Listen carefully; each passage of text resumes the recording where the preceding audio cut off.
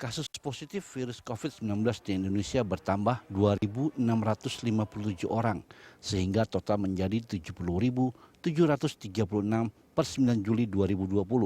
Jumlah itu berdasarkan data yang masuk ke pemerintah pusat, baik tes PCR maupun tes cepat TCM.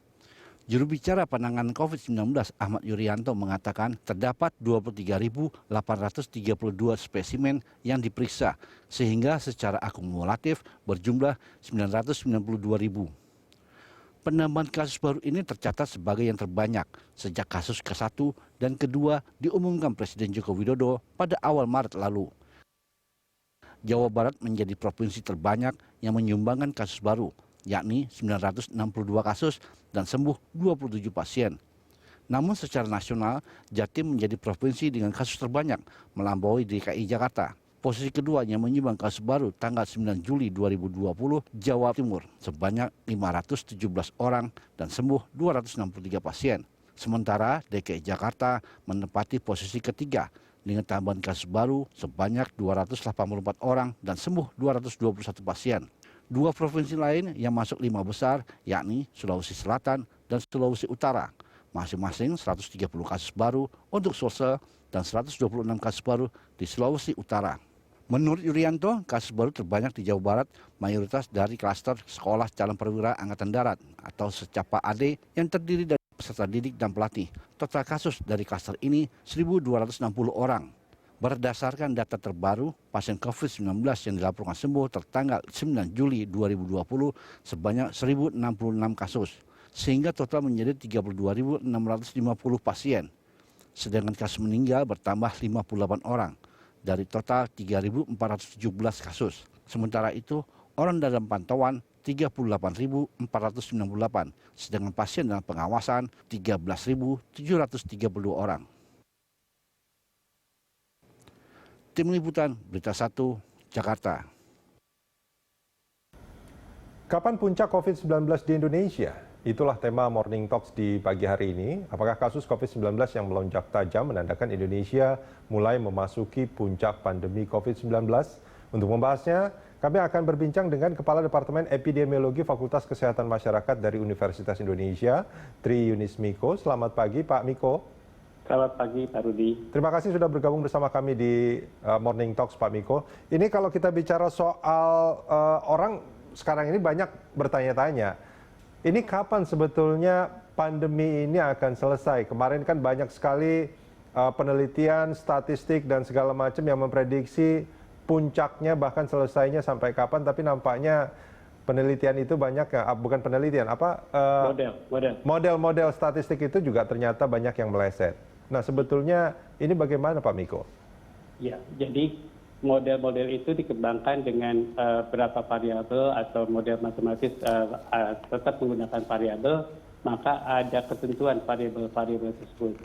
Nah, kalau model epidemiologis yang dikembangkan oleh kami UI itu menggunakan PSBB atau social distancing sebagai salah satu variabel.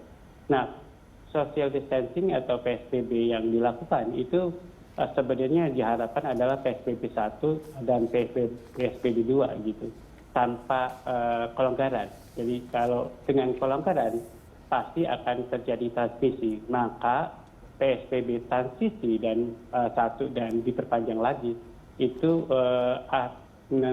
membuktikan transmisinya kecil sekali, seolah-olah transmisi terus berjalan sampai kapanpun terus berjalan kalau tidak dilakukan PSBB 1 dan PSBB 2 lagi begitu, atau tidak diaplikasikan social distancing yang sedang atau berat. Artinya Anda ingin mengatakan bahwa semestinya saat ini belum ada pelonggaran PSBB atau istilahnya mungkin new normal itu? Iya, betul. Jadi seharusnya new normal itu diberlakukan pada provinsi-provinsi yang sudah boleh new normal, sesuai dengan kriteria WHO yang 6.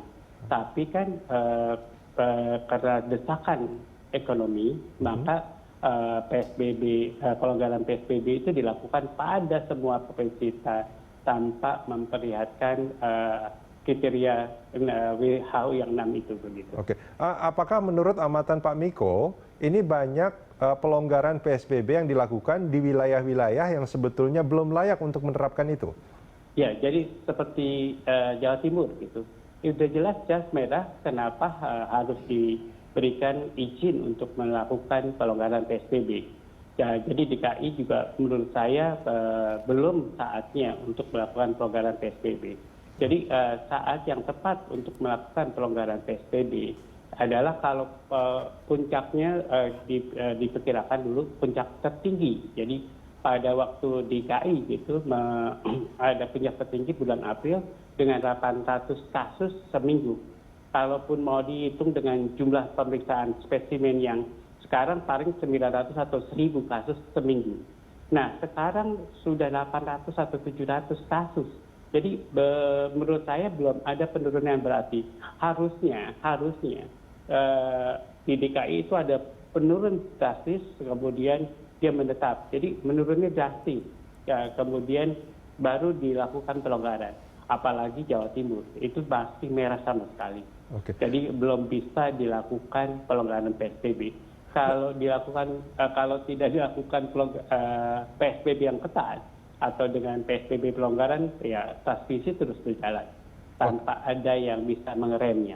Pak Miko, ini artinya gini, pertama kan kita bicara soal puncak. Ini sekarang ini kita sudah berada di puncak atau belum? Ya, inilah perdebatan gitu. Kalau dikatakan api kurang dari 1, itu orang yakin bahwa itu sudah mulai menurun. Okay. Ya, kalau di dalam arti live yang saya baca itu artinya probably menurun begitu. Jadi mungkin menurun. Tapi pada wabah COVID-19 ini yang bersifat droplet dan akan menghasilkan wabah yang propagated, memang puncaknya banyak sekali gitu. Puncaknya multifasik atau banyak puncak begitu. Kemudian kalau menurun itu sedang menurun, bukan lagi pasti menurun. Okay. Kemudian ya bisa naik lagi. Jadi itu yang tidak dipahami karena itu api itu sudah terbukti pada waktu flu burung. Jadi tidak harus dengan COVID karena flu burung itu menularnya dari hewan ke manusia dan lebih banyak itu dari orang ke orang itu jarang. Okay. Jadi menurut saya nggak berlaku buat COVID. Oke, artinya kalau COVID-19 ini, virus corona yang sekarang ini risikonya, kerentanannya itu, tingkat penularannya itu jauh lebih berbahaya dibandingkan flu burung. Jadi cara penularan dibandingkan flu burung kan dari hewan ke manusia. Betul. Kemudian kalau dari orang ke orang dan dengan tadi ya bahwa severity dan efektivitas yang berbeda. Maka penyakit itu memberikan arti yang berbeda baik untuk artinya atau buat yang lain, indikator lain. Oke, kalau kita membaca jumlah kasus-kasus baru sampai saat ini kok saya melihatnya kita belum sampai puncaknya karena kemarin saja itu penambahan ada sekitar 2.600-an. Ini menurut Pak Miko gimana? Apakah kita sebetulnya sekarang sudah mencoba untuk menuju puncak baru penambahan kasus atau sebetulnya kita tetap masih ada di puncak sejak kemarin-kemarin atau bahkan kita belum sampai di puncak sama sekali? Jadi kalau lihat puncaknya kalau mau gitu kan akan terjadi herd immunity. Kalau mengharapkan teori herd immunity artinya kita mengharapkan banyak orang yang terinfeksi dan membentuk antibodi. Jadi kira-kira begitu. Jadi bahaya banget kalau kita mengharapkan herd immunity terjadi di Indonesia. Kalau herd immunity terjadi di Indonesia, dia mengharapkan 80% penduduk Indonesia terinfeksi dan membentuk antibodi begitu. Jadi kita tidak mungkin melakukan itu, begitu, melakukan teori herd immunity di Indonesia. Maaf saya potong Pak Miko, bukannya herd community juga di beberapa negara yang pernah mencoba itu tidak berhasil? Ya pasti begitu, karena kemungkinan besar banyak sekali penduduk yang terinfeksi dan membentuk antibodinya begitu.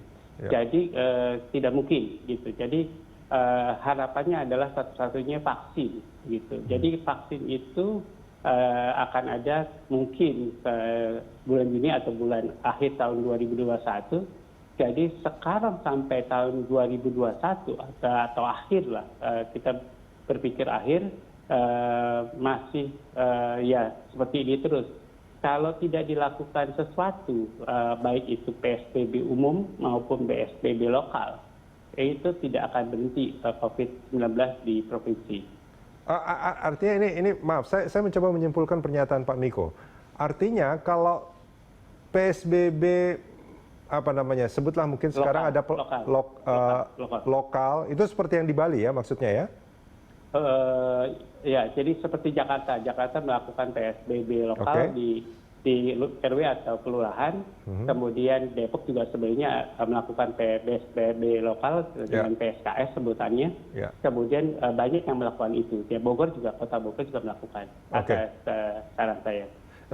Pak Miko, ini kalau kita melihat yang terjadi sekarang, kemarin itu kan sebetulnya PSBB-nya begitu ketat. Sekarang itu apapun istilahnya, tapi kita mencoba untuk menyebutnya itu sebagai pelonggaran ya. Nah, terus kemudian banyak usaha mulai beroperasi, bahkan bioskop juga ini sudah mulai akan beroperasi. Ojek online yang ini juga sudah mulai akan beroperasi kembali untuk mengangkut penumpang karena sebelumnya hanya barang. Nah, menurut Pak Miko, apakah kebijakan atau keputusan itu sudah tepat atau sebetulnya ini yang akan menjadi salah satu penyebab kita tidak akan kemana-mana dari pandemi COVID-19 ini? Jadi Pak Rudi, pada waktu PSBB transisi, saya lihat beberapa sektor dibuka, kemudian tempat wisata dibuka, mal dibuka, kemudian sekarang bioskop lagi mau dibuka. Begitu ada kerumunan, ada potensi penularan. Jadi potensi penularan itu harus dikurangi begitu.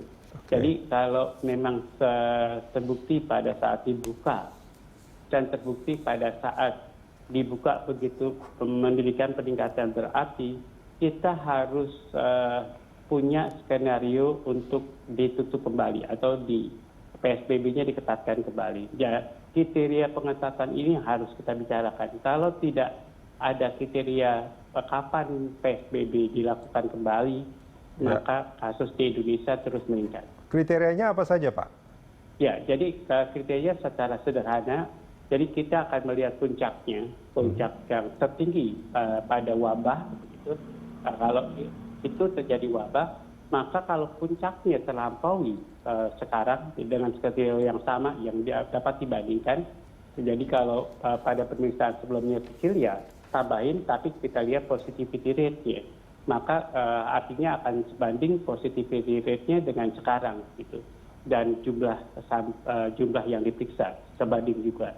Kalau sebanding, maka kalau puncak itu terlampaui, maka kemudian harus ditutup kembali karena berarti wabahnya terjadi lagi. Oke, Pak Miko, ini kalau kita bicara soal kurva epidemiologi itu kan ada RT, ya, itu tingkat penularannya ya Pak ya. Ini ketika dia disebut puncak itu ketika RT-nya sampai berapa Pak? Dan artinya kan gini, kalau kurva kan pasti akan naik turun tuh Pak ya. Iya. Nah itu ketika dia turun di titik berapa, maka kita bisa mengatakan bahwa yang sebelumnya itu adalah puncak. Bukan. Atau gimana?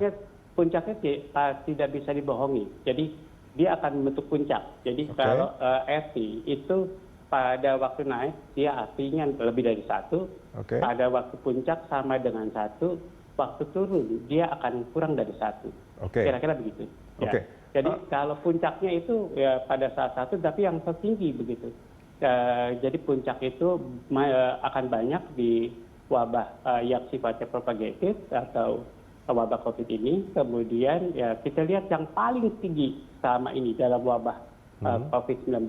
Jadi kalau di Jakarta itu bulan April akan menghasilkan waktu itu menghasilkan 800 kasus seminggu. Jadi kita lihat harus seminggu.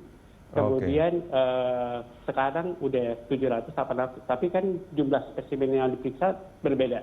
Kalau dulu negara ini baru memeriksa 10 ribuan, kalau sekarang udah 22 ribuan, jadi harus disamakan jumlah spesimen yang diperiksa dikalikan positivity rate-nya. Ya kalau nggak salah sewaktu April itu 9% begitu. Nah 9% kali 22 ribu akan menghasilkan berapa? Dan sekarang dilihat kurva yang sekarang. Oke. Gitu. Itu kuncinya tadi di jumlah spesimen ya Pak ya? Iya betul. Artinya ini kita bicara soal masif tidaknya tes yang dilakukan. Iya. Oke, Pak Miko, kita jeda sebentar. Kita akan lanjutkan ini di segmen berikut nanti. Oke.